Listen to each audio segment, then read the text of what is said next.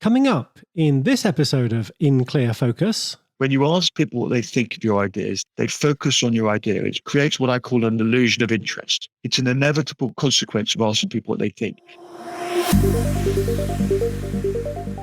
You're listening to In Clear Focus, fresh perspectives on the business of advertising, produced weekly by Big Eye, a strategy-led full-service creative agency growing brands for clients globally. Hello, I'm your host, Adrian Tennant, Chief Strategy Officer. Thank you for joining us. Today's episode is another chance to hear a conversation from last December with the qualitative research expert Jon Cohen, who's also the author of the book Asking for Trouble.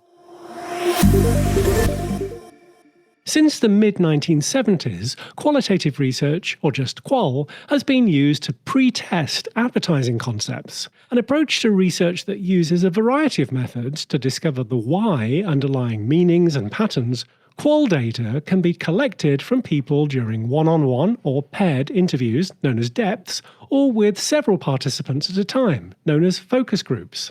The qual researcher, also known as a moderator, encourages participants to discuss their opinions about ideas, yielding insights that can inform and inspire creative teams developing ad campaigns, brand strategy, or other marketing communications. Really skilled moderators go beyond surface-level responses, probing to reveal participants' deepest, most instinctive, and emotional responses.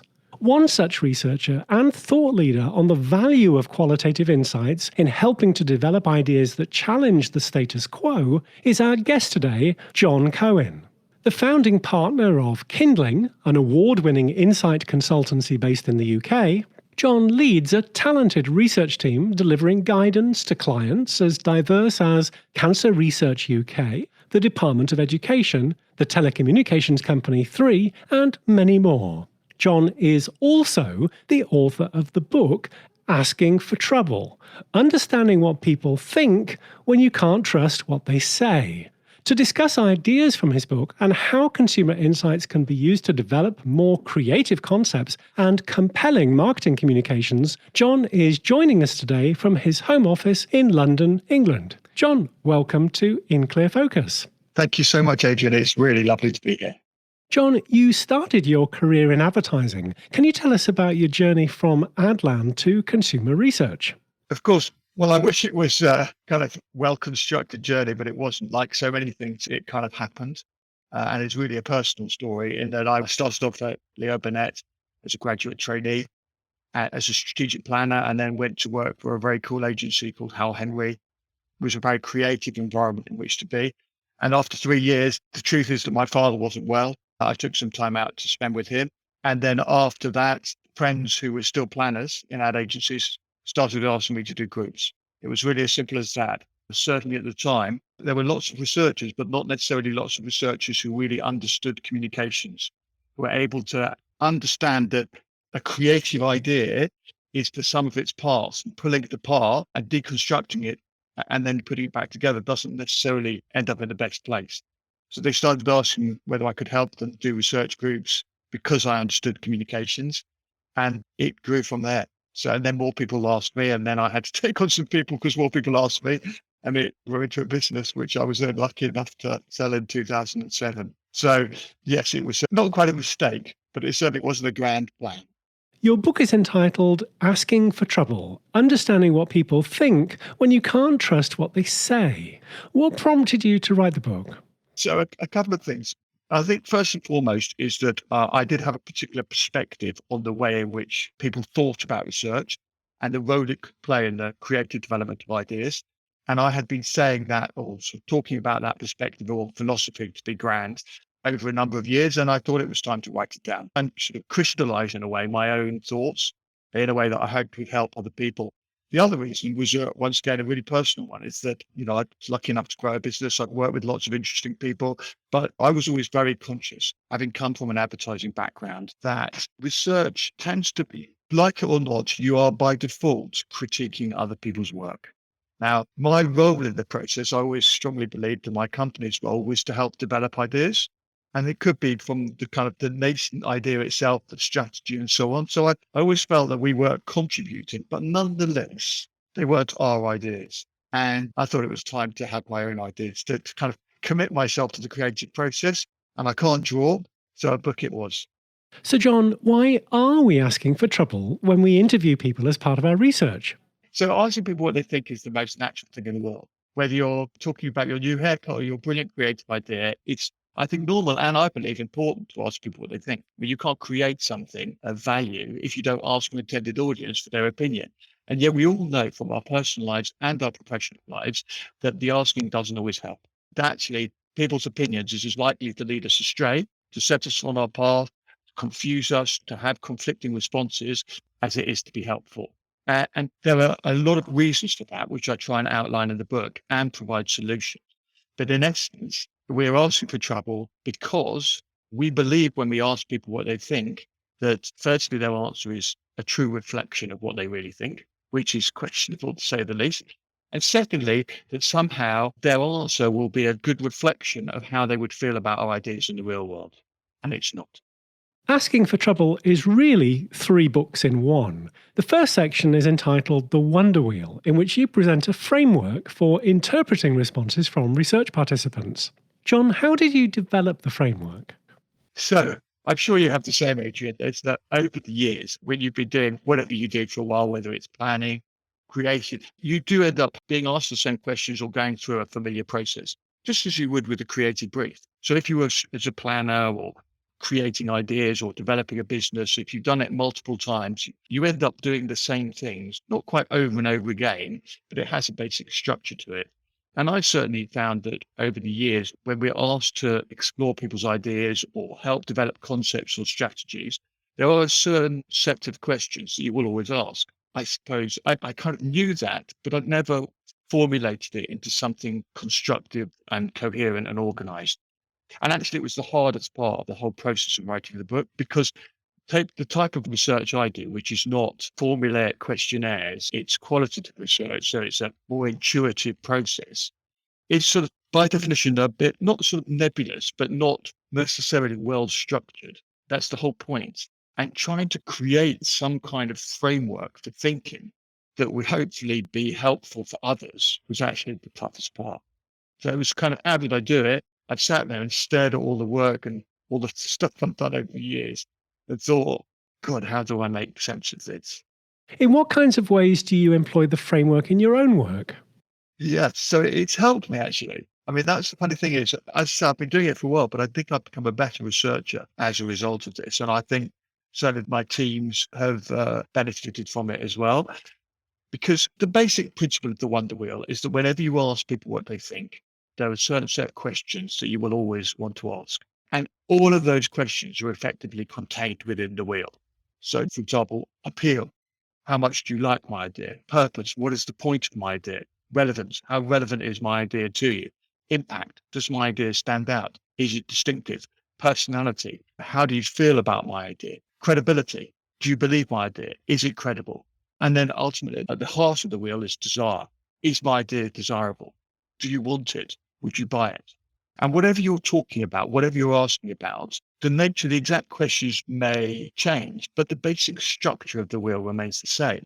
And having a framework allows you to go, hold on a minute, have I answered that? Am I really digging into that? Do I properly understand how people feel about that? Now, that's not entirely the purpose of the framework, but instead of just taking some generic response like it's good quality or if they like it or they don't like it, what having a framework allows you to do is make sure that you properly interrogate and understand all the aspects of your idea in order to help you develop it in a way that will ultimately be more compelling and desirable. So it has helped me because it's given me that sort of discipline, if you like. So, Jon, you actually placed desire at the center of the Wonder Wheel. Can you tell us why you did that? Ultimately, the reason why we create ideas or develop ideas or ask people what they think of our ideas is to make them more desirable, to create an object of desire. I mean, that is the central purpose. Now, I've worked on lots of social issues as well. And obviously, you wouldn't necessarily think about desire if you're trying to get people to stop smoking. How do you do that? But you may not exactly call it desire, but ultimately, we do things for a reason. We create products, we create advertising, we develop concepts because we want people to buy it, because we want people to behave in a particular way or respond in a certain way. And that is at the heart of everything we do. However, in order to achieve that, we have to create ideas that are appealing, relevant, purposeful, distinctive, believable, impactful, and clear. And if you understand all the elements of the wheel and how people feel about it, in other words, for example, how much or why they like your idea or don't like it, that will then help you create something desirable. So the reason why desire sits at the heart of the wheel is firstly because we want to create desirable ideas. And secondly, because desire, how desirable an idea is a function of all of the other elements of the wheel combined. And I should note that purchasers of the book also gain access to a PDF version of the Wonder Wheel, which includes questions applicable to different kinds of projects. But you also write, and I quote, "The purpose of the Wonder Wheel goes way beyond defining the questions you should ask and the answers you should seek. That's the easy bit. The hard part is working out what to do with other people's opinions in a world where you can't trust what people say." Jon, in what kinds of ways are people's responses illusory or distortions of reality? And why? That is the nub of the book, Adrian. So when you ask people what they think, we do that in order to try and get a feel for how they might respond to our ideas in the real world, or how we could develop our ideas to make them more desirable or more compelling in the real world. And within that, there is this fundamental assumption that the world of asking is in some way related to the real world. In other words, when we ask people what they think of our ideas, it's a true and accurate reflection of how they might feel about our ideas when they encountered them, when they were properly made, finished, and so on in the real world.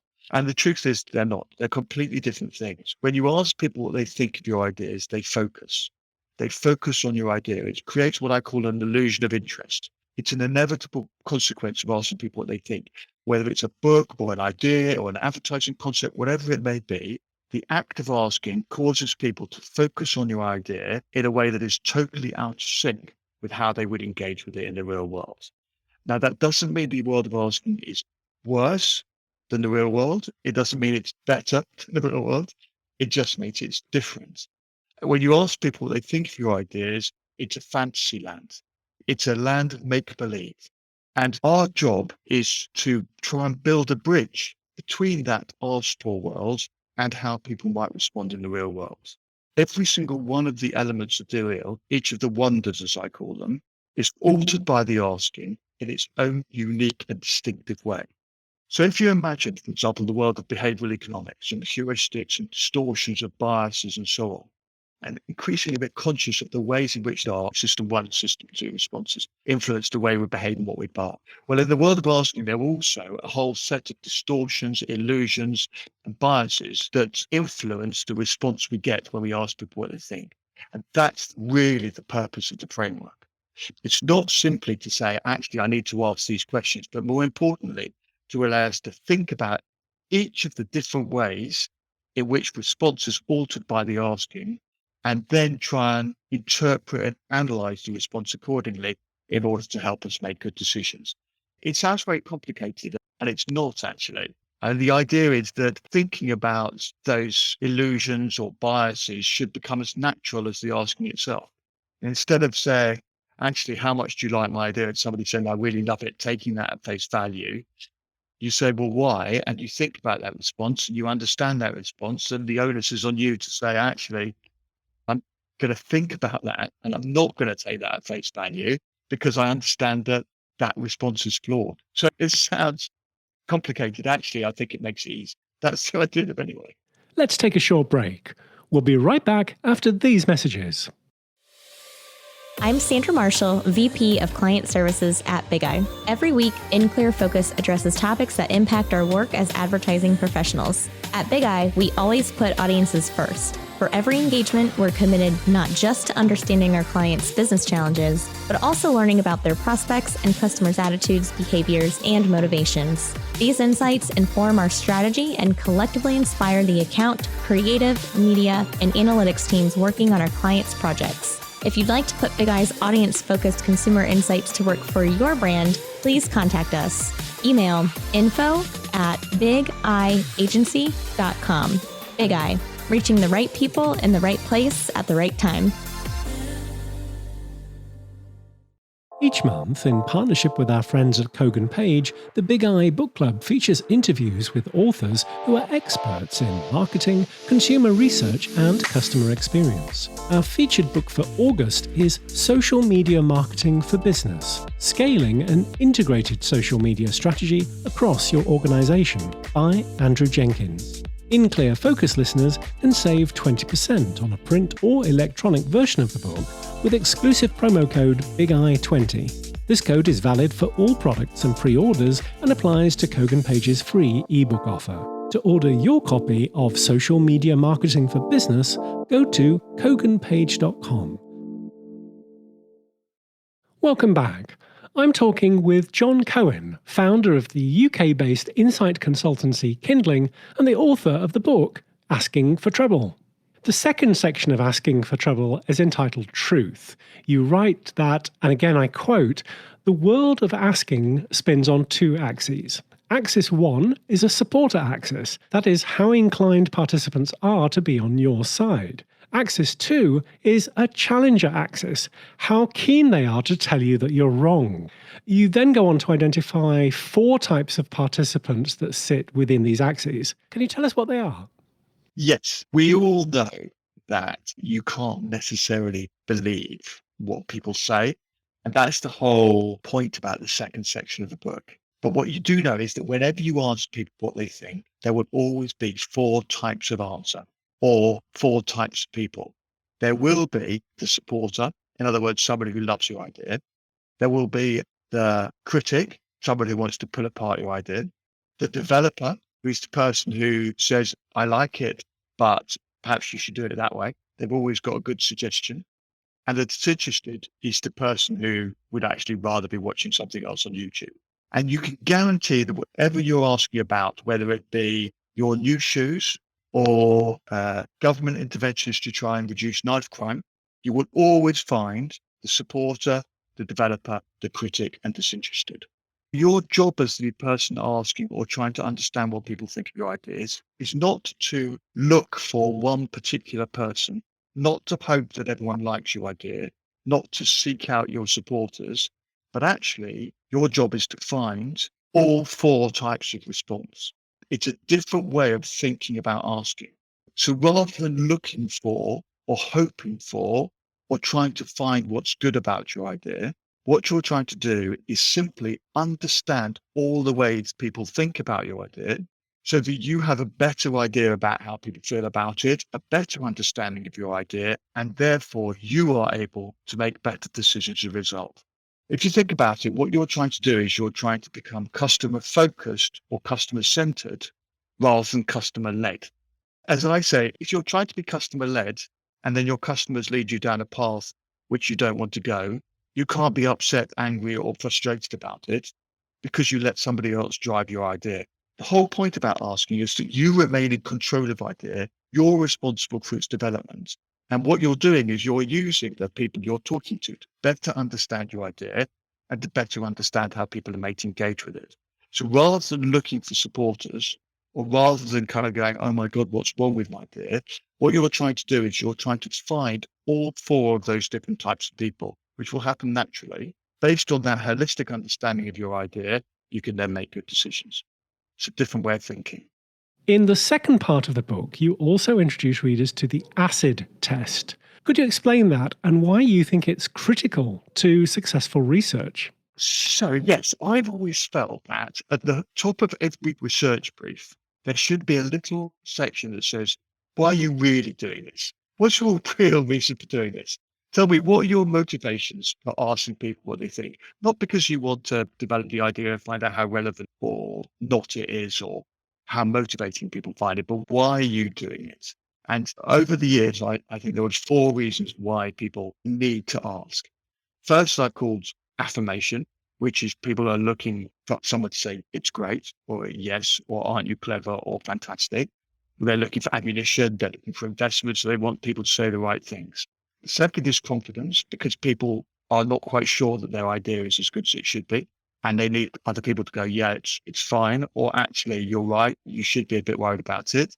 They're looking for insight. In other words, I'm really trying to understand how you feel about my idea. I'm really trying to get to grips with you and understand your needs. Or the fourth one is decision. In other words, I need you to decide for me. I don't know which is best of these three ideas, or I don't quite know what to do. And you're the consumer, so you tell me.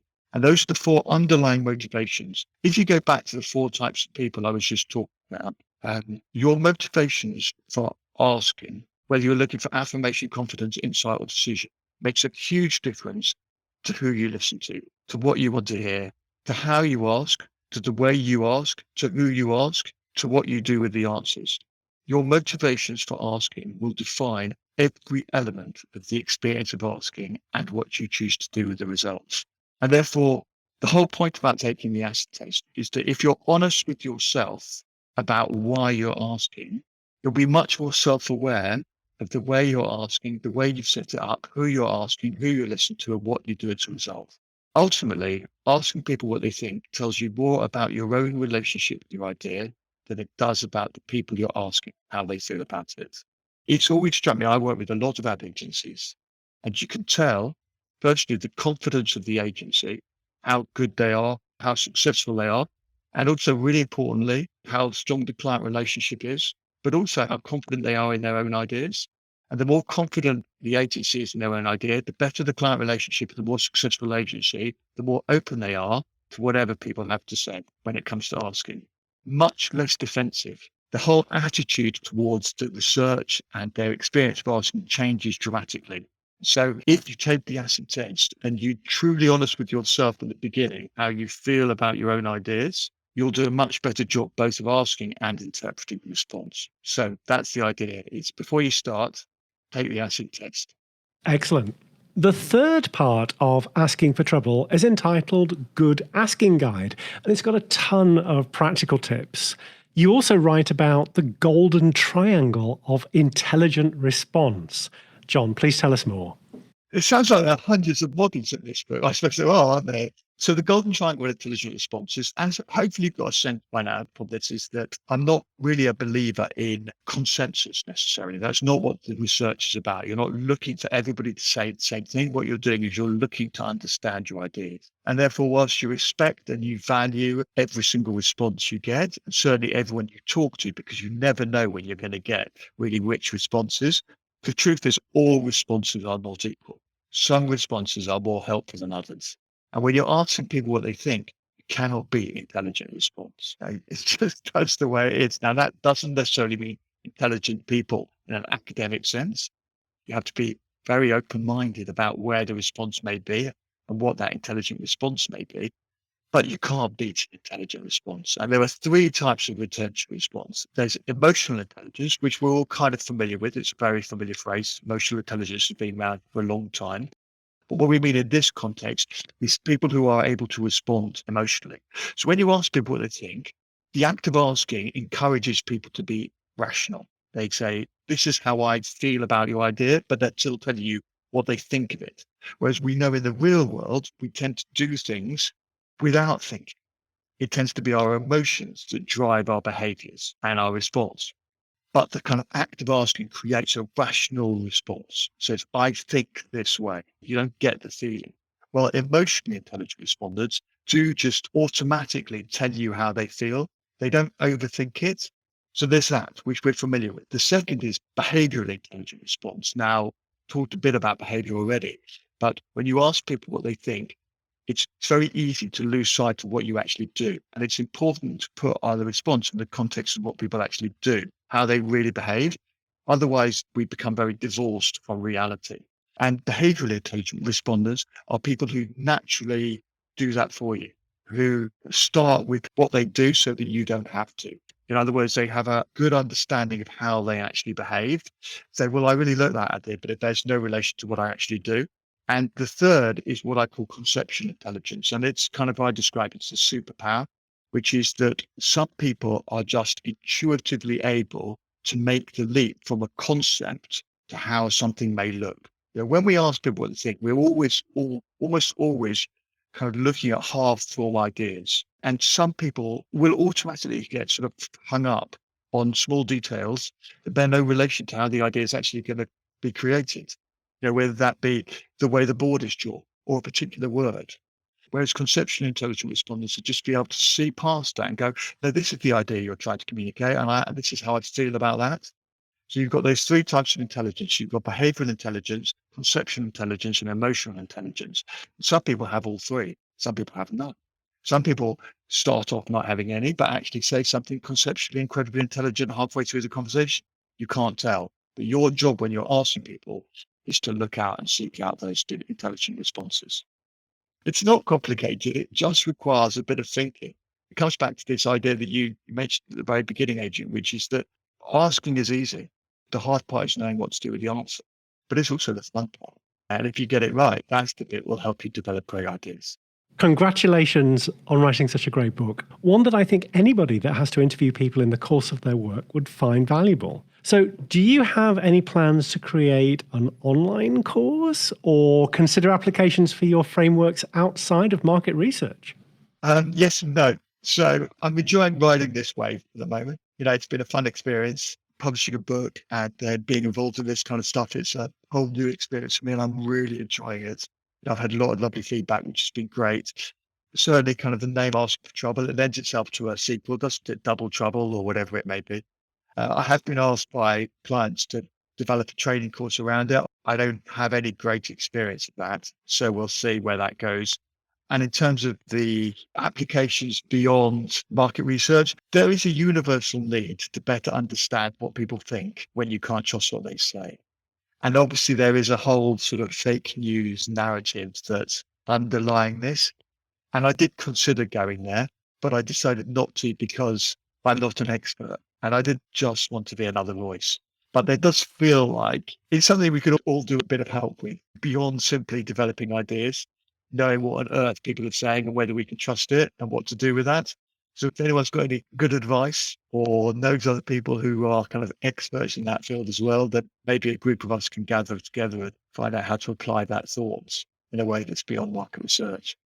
If In Clear Focus listeners would like to learn more about you, your company Kindling, or your book, Asking for Trouble, where can they find you? So my company is Kindling, as you mentioned. You can find me at kindlingstrategy.com or more about the company there. Asking for Trouble has its own website. If you want to go and look at the reviews or download the resources, the Wonder Wheel, that's there. Or get in touch with me on LinkedIn or Twitter where I'm Asking Jon. Jon, thank you very much for being our guest today on In Clear Focus. It's been my pleasure. Thank you so much for having me, Adrian. Really appreciate it. Thanks again to guest Jon Cohen, founder of the UK-based insights consultancy Kindling and the author of the book Asking for Trouble. You'll find a transcript with links to the resources we discussed in this Encore episode on the In Clear Focus page at bigeyeagency.com. If you enjoyed this conversation, please consider following us wherever you listen to podcasts to be notified when new episodes are published. Thank you for listening to In Clear Focus, produced by Big Eye. I've been your host, Adrian Tennant. Until next time, goodbye.